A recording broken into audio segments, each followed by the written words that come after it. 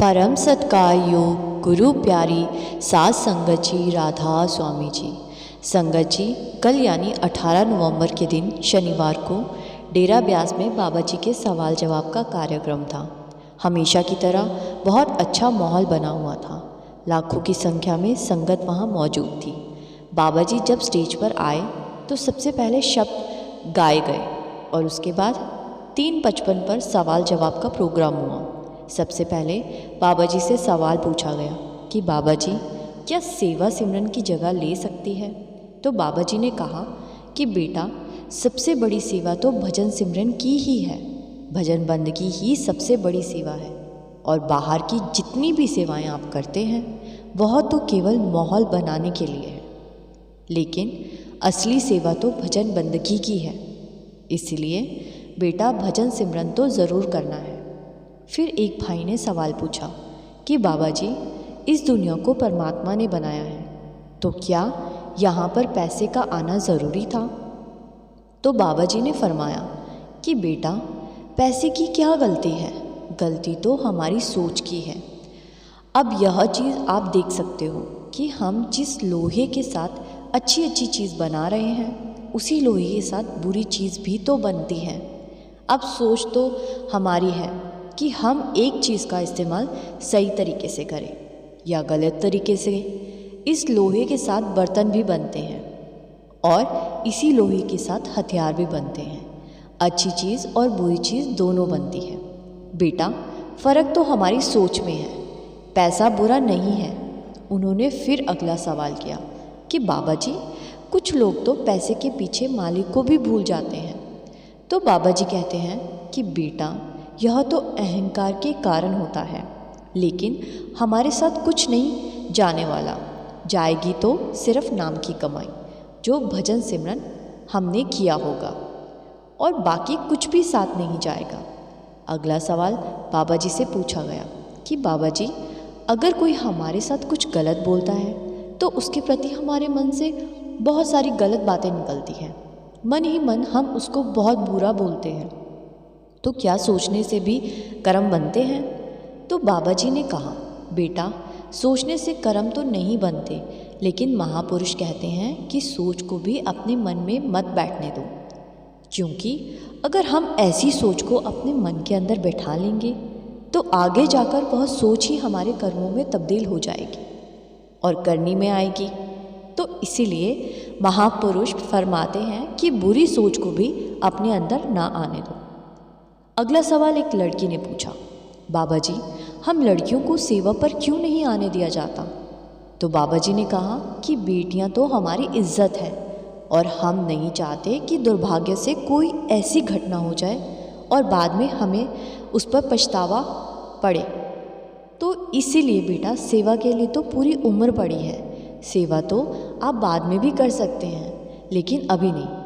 अगला सवाल एक लड़के ने पूछा कि बाबा जी, मैं अपने दोस्त के घर गया था और वहाँ मैंने उसकी माला देखी और मुझे वह माला बहुत सुंदर लगी।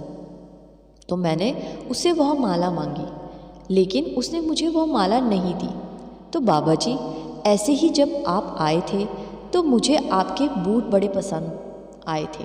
उसके ऊपर जो सफ़ेद पट्टी लगी थी वह मुझे बहुत अच्छी लगी थी। तो बाबा जी ने थोड़ा मजाक करते हुए उस लड़के से कहा कि बेटा, अगर कल को तुझे अपने दोस्त की बीवी पसंद आ जाए। तो सारी संगत जोर जोर से हंसने लगी। फिर उस लड़के ने दोबारा कहा कि नहीं बाबा जी, मुझे आपके बूट सच में बहुत अच्छे लगे। तो फिर बाबा जी ने कहा कि अगर कल को मेरा पजामा तुझे पसंद आएगा। तो फिर तो बाबा जी का यह जवाब सुनकर सारी संगत बहुत ज़ोर ज़ोर से हंसने लगी।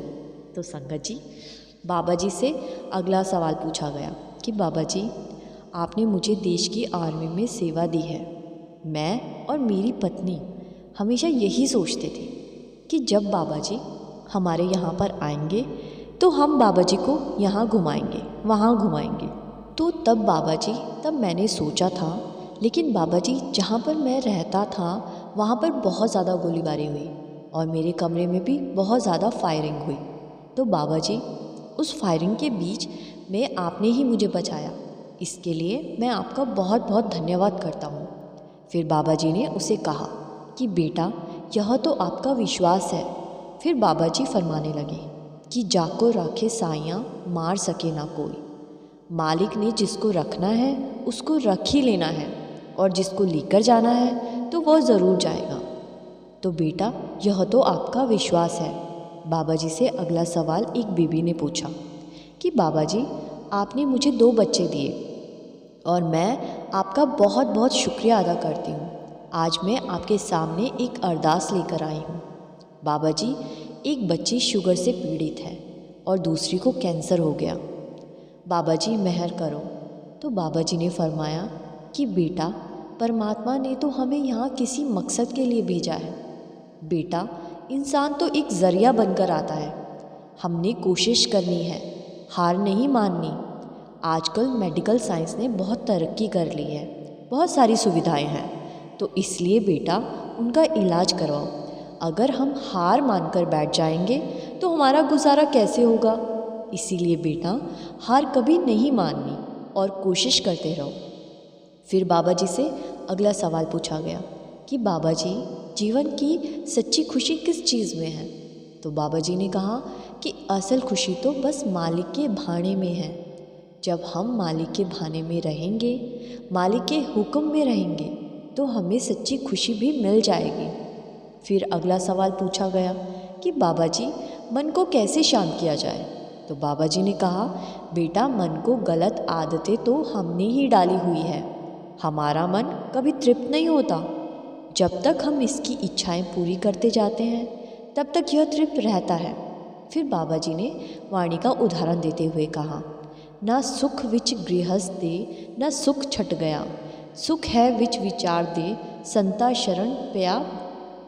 बेटा, मालिक ने हमें विवेक की ताकत दी हुई है और उस ताकत का इस्तेमाल करते हुए हमें विचार करना है कि मन को हमने गलत आदत डालनी है या फिर अच्छी आदतें डालनी है।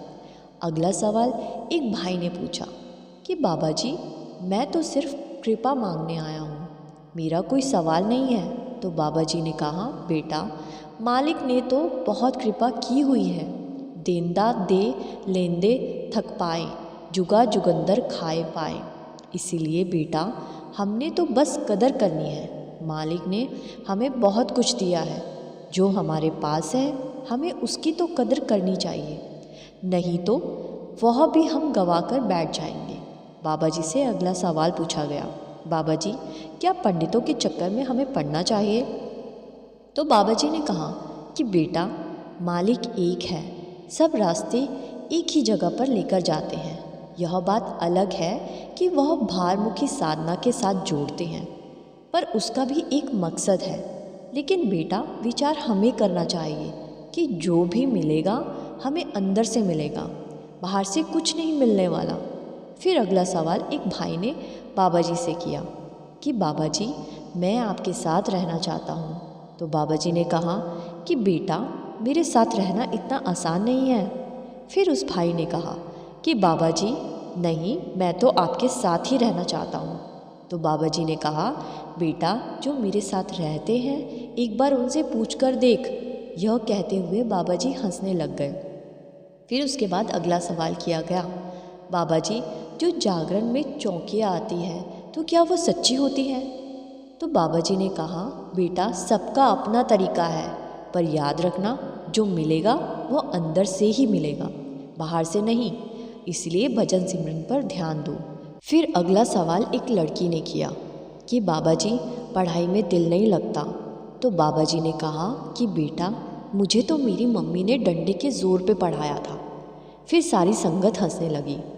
फिर अगला सवाल बाबा जी से एक और लड़की ने किया कि बाबा जी क्या मैं अंडा खा सकती हूँ? तो बाबा जी ने कहा, बेटा डंडा ज़रूर खा सकती हूँ। बेटा यह सवाल पूछकर तुम क्या सोचते हो कि बाबा हाँ कह देगा? बाबा जी का यह जवाब सुनकर सारी संगत ज़ोर ज़ोर से हंसने लगी। साथ संगत जी, इसी के साथ आपसे विदा लेती हूँ। बाबा जी के सवाल जवाब आपको अच्छे लगे और ऐसे और भी सवाल जवाब और साखियाँ सुनना आपको अच्छा लगता है तो इस चैनल को ज़रूर सब्सक्राइब कर लीजिए। इस चैनल का उद्देश्य दुनिया में गुरु की महिमा का गुणगान करना है और लोगों को परमात्मा की भक्ति में लगाना है जी। गुरु प्यारी सात संगत जी, राधा स्वामी जी।